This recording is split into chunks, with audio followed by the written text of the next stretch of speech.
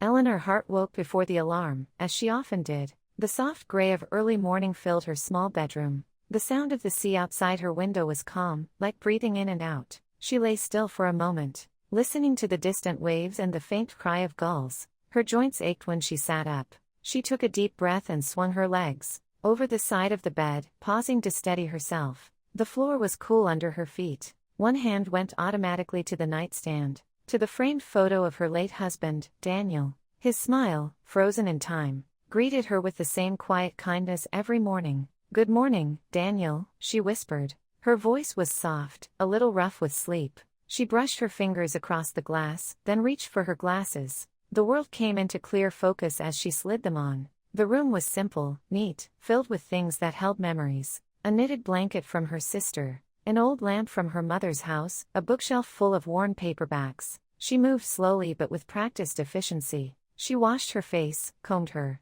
thinning silver hair, and buttoned a light cardigan over her nightgown. The routine was a comfort. It made the quiet house feel less empty. In the kitchen, she switched on the kettle and opened the curtains. The light over the bay was soft and pale, the water, a strip of dull silver stretching to the horizon. A fishing boat moved slowly in the distance, leaving a gentle line on the surface. Eleanor took a deep breath. The morning smelled faintly of salt and damp wood. She reached for her favorite mug, the one with a chipped blue rim, and set it on the counter. As she waited for the water to boil, she glanced at the small radio resting on the shelf. Sometimes she liked to listen to the news. Today, she left it off. Silence felt better. There was a knock at the door. She frowned. It was too early for visitors. The kettle had just begun to hiss. As she wiped her hands on a dish towel and walked to the front door, her steps were careful but steady. When she opened it, the air outside was cool. The front porch looked out over the narrow street that ran between her house and a small line of hedges. No one stood there. A light breeze stirred the flowers in the pot by the step. On the doormat lay a plain white envelope. Eleanor blinked. Her name was written on it in dark ink, Eleanor Hart. The handwriting was careful but slightly shaky, as if the writer's hand had not been steady. There was no return address, no stamp.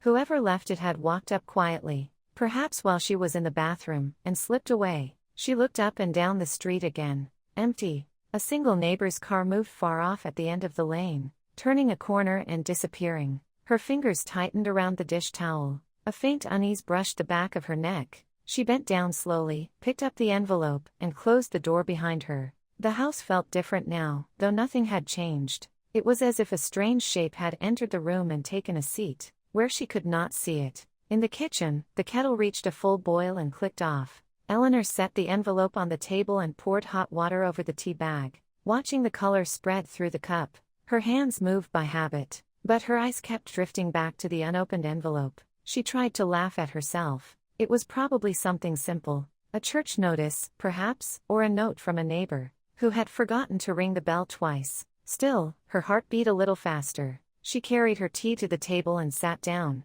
The chair creaked beneath her. The envelope lay there, quiet and harmless and full of questions. "Who sent you?"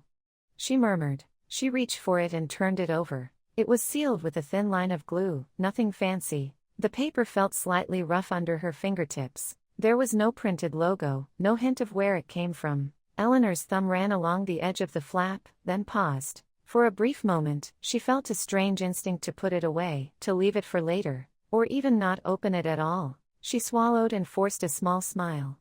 "No," she said again, to the empty room. But the words sounded weaker than before. She opened her eyes and stared at the photograph. Her younger self looked back at her, full of hope, unaware of everything that would come. "I thought you were gone," she whispered to the erased figure beside the girl in the picture, to the initial at the bottom of the letter, to the name she had refused to think about for so many years. "I thought you were finished." Her voice did not echo. It simply faded into the quiet air. Outside, the sea rolled and broke and rolled again, as steady as breath. Inside, Eleanor felt something inside her begin to loosen. Not in a gentle way, but in the way an old knot starts to give after years of being pulled tight. She reached for the letter once more and held it in both hands. "Why now?" she asked. "Why after all this time?" There was no reply. But the single line on the paper, and the faded photograph on the table, had already answered one question she had not even dared to ask. The past, which she believed safely behind her, was not done with her yet. The letter did not leave Eleanor's mind. All morning it sat on the table beside her cup. She tried to move through her usual routine. She washed the dishes. She folded a small load of laundry. She watered the plants lined up on the windowsill. Yet each time she finished a task, her eyes drifted back to the table, to the white envelope and the photograph lying face up. The young woman in the photo kept smiling at her. The erased figure beside her stayed a blank space. By late morning, the light in the kitchen had grown brighter. Dust motes floated in the air like tiny drifting seeds. Eleanor stood still in the doorway and watched them for a moment, her thoughts unsettled. She picked up the photo again and held it closer to her face. The edges were soft and worn. She traced the outline of her younger self with her thumb. The dress, the hair, the bare arms and the sun. It felt like looking at a stranger and herself at the same time. Her gaze shifted to the damaged side of the picture, to the place where a young man once stood. "Who did this to you?" she murmured. Her voice was not angry. It was weary, almost tired of not knowing. She turned the photo over. On the back, there were faint pencil marks, half faded. At first she thought it was only smudged dirt, but when she tilted it toward the window, she saw the ghost of letters. They were too faint to read clearly. A curved line that might have been an M, or it might have been nothing at all. Her heart reacted faster than her mind, as if it recognized something before her eyes did. She set the photo down and pressed her fingers to her forehead. "Think, Eleanor," she whispered. "There was a time before Daniel. There were things you put away." The word away hung in the air. Her eyes moved slowly, from the table, to the hallway, to the narrow door at the end that led to the attic stairs. The door was small and plain, painted the same color as the wall. It often disappeared into the background of the house, like a quiet person at a crowded party. She had not opened that door in months. A low, uneasy feeling grew in her stomach. She knew there was a box up there, somewhere in the dust and shadows. Not just any box. The old one with the cracked leather straps. The one she had carried from house to house for decades, saying each time, "I'll sort through it someday," and never doing it. It held letters, ticket stubs, a scarf from a place she had visited only once, and journals. She had packed those journals away a long time ago. After Daniel asked her gently, "Do you really need to keep all of that?" He had not told her to throw them out. He never raised his voice. He had simply placed a warm, steady hand on her arm, and said, "You could leave some of the painful things behind." She had agreed, or she had pretended to agree. She was not sure now. She found herself moving before she made a clear decision. Her feet carried her down the hall. Her hand reached for the attic door and closed around the knob. For a moment she did nothing. She stood there with her hand on the cold metal, her head bowed, listening to her own breathing. "You're being dramatic," she muttered to herself. "It's only a box. It's only old paper." But the part of her that remembered the letter, and the initial at the bottom, knew it was more than that. She turned the knob and opened the door. A faint smell of dust and wood and old insulation drifted down. The narrow staircase rose into dimness. The light switch on the wall clicked when she pressed it, and a single bulb at the top flickered on, casting a soft yellow circle. Eleanor placed one foot on the first step. Her knee protested, but she gripped the handrail and began to climb, one slow, careful step at a time. The wood creaked under her weight. The sound was familiar and steady. At the top, the attic spread out in a low, sloped space. The roof angled close above her head. Boxes, old chairs, and a rolled-up rug lined the walls. A suitcase leaned against one corner like a tired traveler who had never left. The air was cool. Dust coated almost everything. Eleanor paused on the last step, letting her eyes adjust. The bulb did not reach every corner. Shadows gathered in the places where the roof dipped lowest. The box she wanted was on the far side, near the small round window. She could see its shape from here, square, dark, with two cracked straps and a handle that had once been brown but had faded toward gray.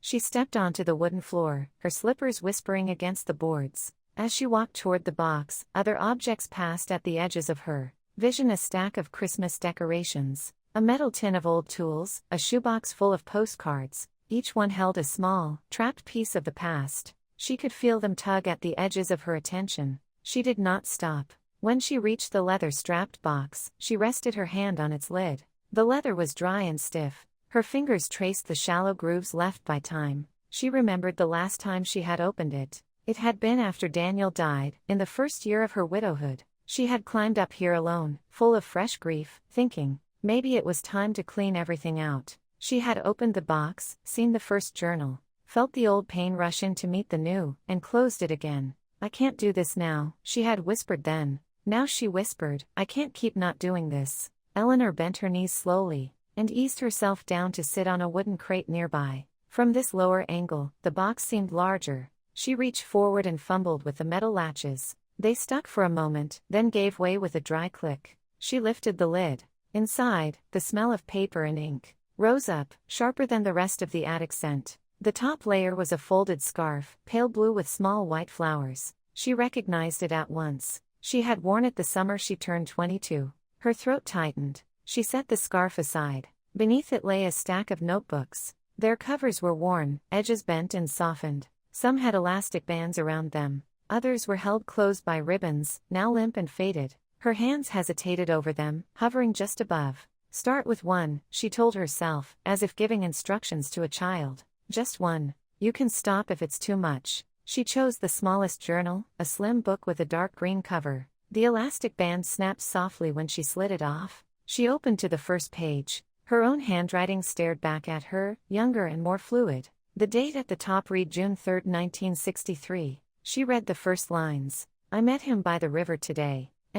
He laughed when I slipped on the stone. I wanted to be angry, but I couldn't. His eyes were kind. I feel ridiculous, writing this like a schoolgirl. But I can't stop smiling. Her breath caught. There it was. Not just the initial. The name. Michael. Her eyes moved over it slowly, as if the ink might vanish if she looked too quickly. She whispered his name under her breath. It felt strange on her tongue, like a foreign word she had learned long ago and almost forgotten. Michael. The attic seemed to draw in closer around her. For a moment, she could almost smell the riverbank again. Wet stones, sun-warmed grass, the faint tang of oil paint from his fingers. She turned the page. He brought his sketchbook. He drew the way the light hit the water. He said he wanted to draw my hands someday, because they are interesting. I told him they are just hands. He said, no, they tell the truth. I don't know what he meant. Eleanor's fingers trembled as she slid them along the edge of the page. She could hear his voice in her head as if he were beside her.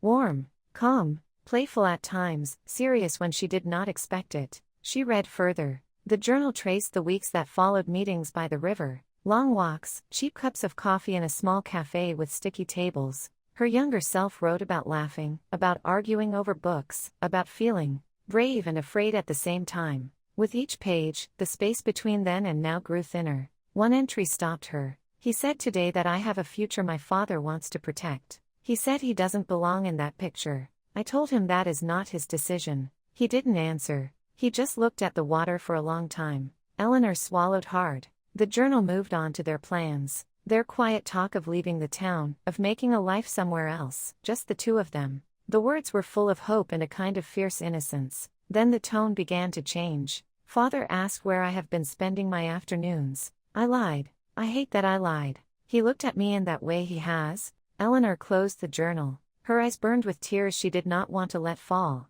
She pressed her lips together, breathing in and out slowly. The attic was silent except for the faint humming of the house, and her own shallow breaths. The phrase from the letter downstairs echoed in her mind. I'm sorry you never knew the truth. She looked down at the box. There were more journals beneath the first, layered like years in a tree trunk. Each one held more of the story she had refused to finish. Her hand hovered, then chose another, thicker volume with a brown cover. She opened it somewhere in the middle. The entry she landed on began with shaky handwriting and a date. She recognized the week everything had changed. The words blurred before she could read them clearly. She closed the book again and held it against her chest. I don't know if I want to remember, she said aloud. The sound of her own voice surprised her. But you already started, she added, softer. It was unclear whether she was talking to herself now, or to the girl she had once been. Carefully, she placed the journals she had touched on top of the box lid, as if arranging fragile objects. She did not have the strength to read more up here. Not yet. Her knees ached as she pushed herself up from the crate. The attic seemed to sway for a moment, then settled. She took the green journal in one hand, tucking it against her side like a thin, living thing, and left the others where they were. She closed the lid of the box but did not latch it. Leaving it open felt more honest. The past was not sealed anymore. Step by slow step, she made her way back to the stairs. The light bulb cast her shadow long and thin on the floorboards behind her. At the top of the staircase, she took a breath, gripped the rail, and descended, careful not to miss a step.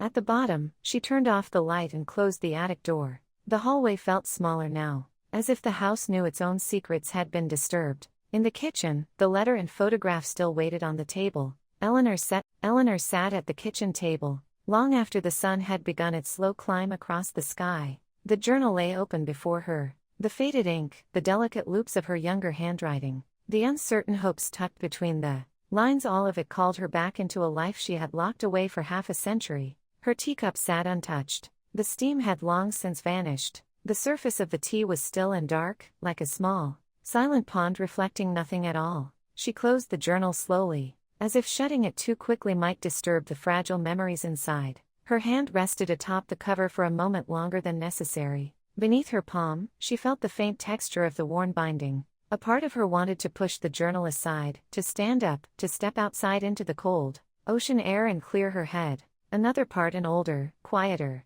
part, knew she would not find peace outdoors any more than she found it inside. The truth was no longer waiting in the world around her. It was unfolding from within. She lifted the journal gently and placed it beside the photograph. The young version of herself stared up at her bright eyes. Sunlit smile, hair lifted by the wind. Beside her, the blurred figure remained a ghostly shape, a man without a face, erased by time or intention. Eleanor felt a faint pressure in her chest. Not pain, something closer to recognition. She whispered into the quiet, "Michael." The name settled in the air like dust drifting down in a beam of light. It did not echo. It did not need to. Her throat tightened. She had not spoken his name in decades. She had not allowed herself to remember him in more than brief flashes. An image in the corner of her mind, a voice half lost to time, a feeling she kept locked under layers of growing up, moving on, and doing what she must. She rose from her chair slowly, steadying herself with a hand on the table. Her legs felt stiff. She walked across the room to the window and pushed it open.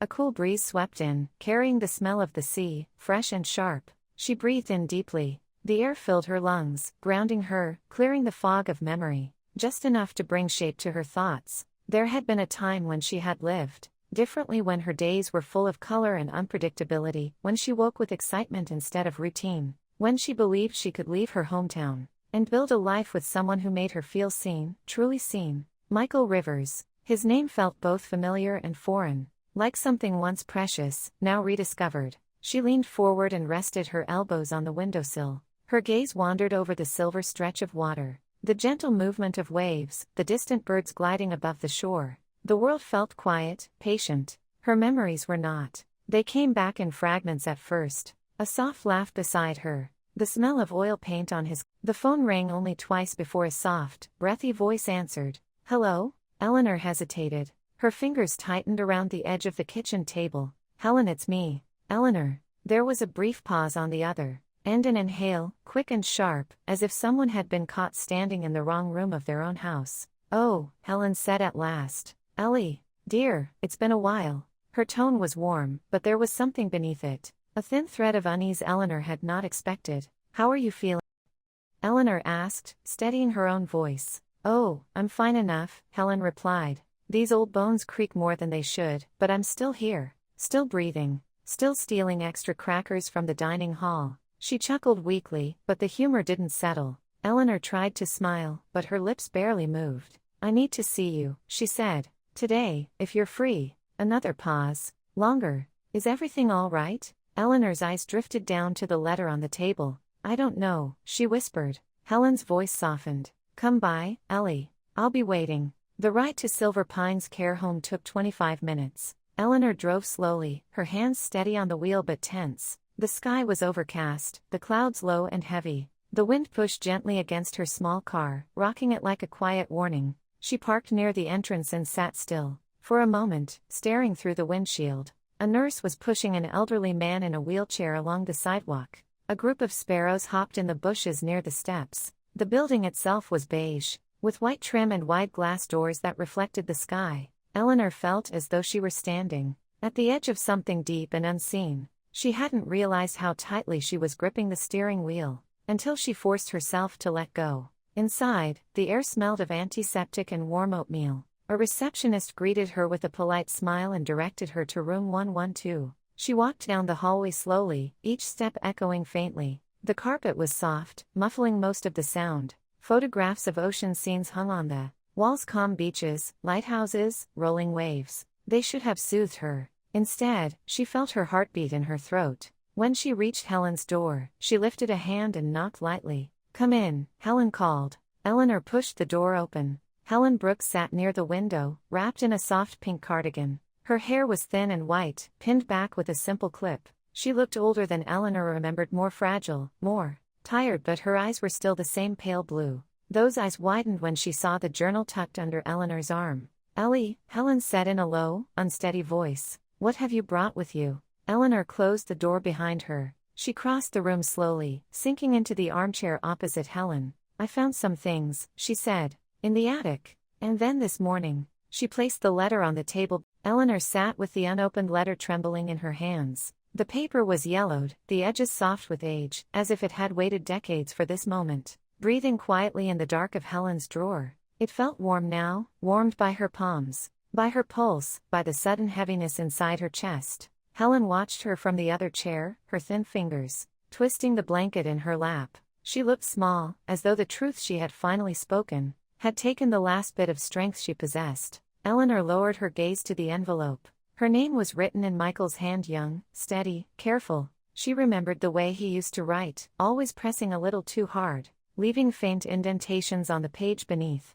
Even now she could almost feel those indentations through the years. Her voice was soft when she spoke. "I don't know if I can open it." Helen nodded with a sad understanding. "You can wait, Ellie. Take your time. There's no rush anymore." But Eleanor shook her head. "I've been waiting 50 years already." Her fingers slipped beneath the worn flap. She opened it slowly, almost reverently, as though the motion itself might crack a fragile memory. Inside was a folded sheet of paper, brown slightly at the creases. She pulled it out and unfolded it with care. The handwriting was the same as on the envelope, firm, deliberate, unmistakably his. She began to read. "My dearest Eleanor." Her breath caught. A soft sound escaped her, almost like a sigh or a sob. She pressed a trembling hand to her mouth but didn't stop reading. "If you are holding this letter, then I have failed to do what I promised myself. I promised I would disappear without leaving questions behind. I promised I would not make you choose between me and the life your father wants for you.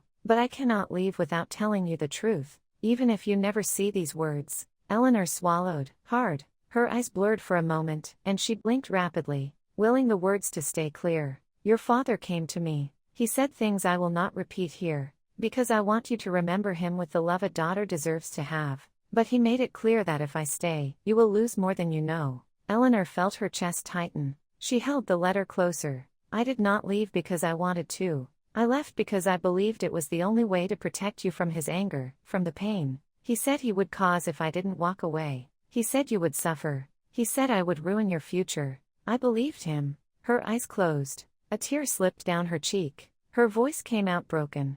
Eleanor left Silver Pine's care home with Michael's letter pressed against her heart, tucked carefully into her coat pocket as though it were a fragile, pulsing thing. The sky had darkened with low, gray clouds, and the first drops of rain began to fall as she reached her car. Each drop felt cool and sharp, waking her senses in a way she had not felt in years. She sat in the driver's seat without starting the engine. Her hands rested on the wheel, but she made no move to shift into gear. The letter's weight seemed to anchor her in place. Helen's words replayed in her mind. "He didn't stop loving you. Not ever." She closed her eyes. Her breath came slow, almost shaky. For 50 years, she had believed herself left behind. Now, the truth had rearranged everything she thought she knew about her past. She opened her eyes again. The windshield was dotted with rain now. The world outside had grown softer, blurred at the edges. "I need to find him," she whispered to herself. "I need to know the rest." Her voice, though quiet, held a conviction she had not felt in decades.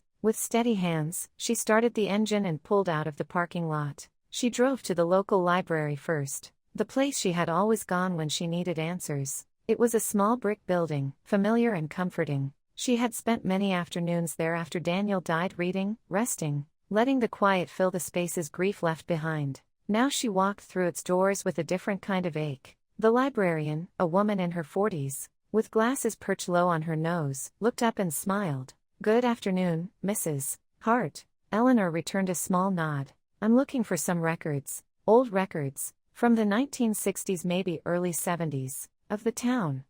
The librarian asked. Yes, Eleanor said. And if possible residency records, for someone who might have lived here then. The librarian tilted her head. Name? Eleanor hesitated, her throat tightening around the word. Saying it aloud felt like stepping back into a life she had locked in a chest far upstairs. Michael Rivers. The librarian typed slowly, glancing back at Eleanor from time to time. After a moment, she frowned thoughtfully. Rivers. There was a Riverside Street back then, but that wouldn't help. Let me check the archived census files. She disappeared into a back room. Eleanor waited by the counter, tapping her fingers softly on the wood. Her heart beat in her ears like a quiet drum. Her palms felt cold. When the librarian returned, she carried a thin folder with several printed pages. I found 3 references to a Michael Rivers, she said. 2 unrelated. But the third. She laid the page on the desk and tapped it lightly. He lived in West Haven for a short period, mid-1960s.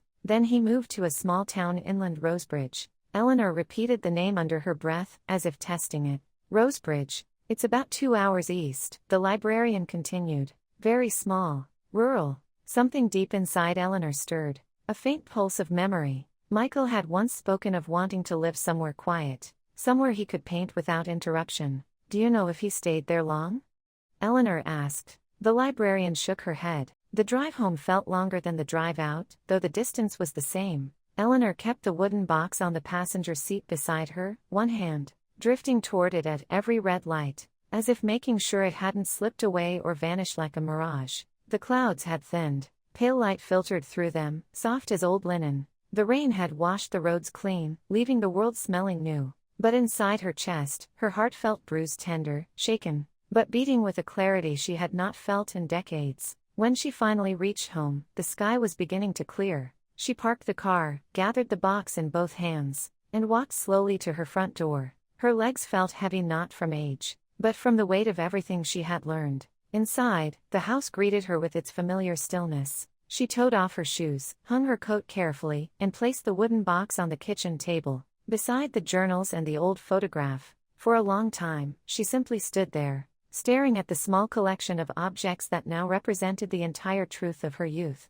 The photograph of her younger self, bright, hopeful. The journals full of laughter, longing, confusion. The letter raw with sacrifice. And now the box, Michael's final gift. Each piece a thread. Together, a tapestry she finally could see. She pulled out a chair and sat down slowly, hands folded on the table. The wooden box remained closed for now, though she had already opened it once. She wasn't ready to touch the contents again. Not yet. Instead, she reached for the journals. She opened the first one she'd read, flipping through the pages with gentleness. Each entry felt different now, not just a girl's private thoughts, but pieces of a story she had misunderstood her entire life. Her younger self had written about fear, uncertainty, and the excitement of young love. But between each line, Eleanor now saw something else, a truth Michael had carried alone. He had been protecting her. He hadn't abandoned her. He had shielded her from her father, from scandal, from harm. She whispered, "I blamed you for so long." Her voice trembled but didn't break. She closed the journal and placed it carefully on the table.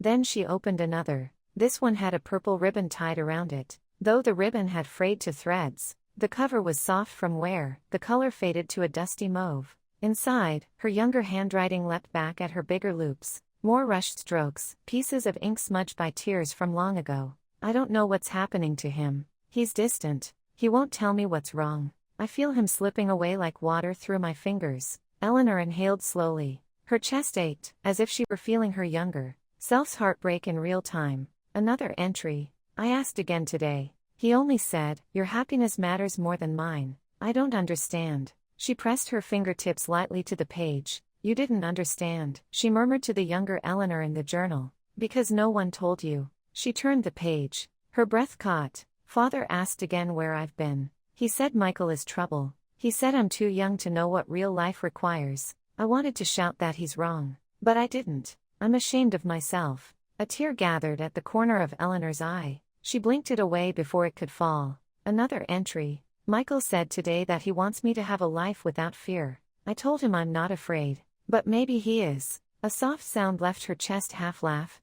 The evening light settled softly across Eleanor's living room. As she carried the journals, the photograph, and the wooden box from the kitchen to the small table by the window, She moved slowly, but with a steadiness that hadn't been there earlier in the day. Every step felt intentional, grounded. The truth had reshaped her, but in a way that made her feel more solid, not fragile. She placed the items on the table, carefully, arranging them as though setting up a quiet memorial of her own past. Her late husband Daniel's framed photograph already stood there, his gentle smile, watching over the room. She paused, her fingers resting briefly on the frame. "Daniel," she whispered softly, "there were things you never knew and things I didn't know either." A warm ache filled her chest. Daniel had been kind, patient, a good man. She had loved him differently, steadily, quietly. And yet, a part of her heart had remained untouched, sealed away, without explanation. Now she understood why. She moved Daniel's photograph a little to the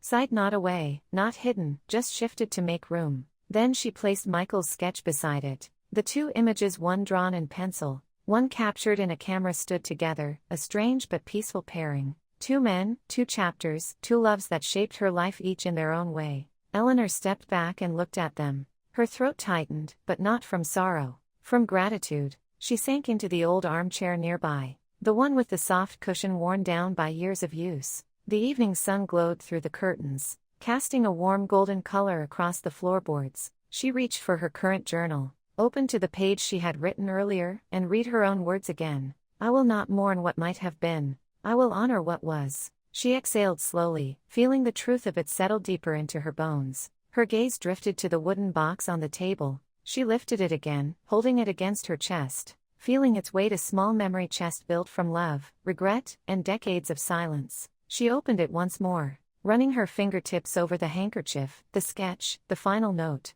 Her fingers shook slightly as she lifted the note again. "I hoped you would forgive me, and that you lived a beautiful life." She closed her eyes. The late afternoon air hummed softly around her. Outside, the waves rolled in slow, steady breaths. "I did," she whispered. "I did live a beautiful life. But today you returned a part of it I didn't know I lost." She folded the note gently and placed it back inside the box. Her thoughts wandered backward beyond this day, beyond years of quiet routine, to the young man by the riverbank, laughing with paint on his fingertips, to the girl she had been, opening her heart for the first time, to the moment everything had changed without her knowing. She let herself remember fully, without fear. Michael's smile, Michael's hands, Michael's quiet courage, Michael's love, which had not vanished, only gone unseen. She breathed in deeply, no longer avoiding the past but welcoming it. The living room felt warmer now, filled with the presence of two lives, two loves, woven together across time. Eleanor felt no conflict between them,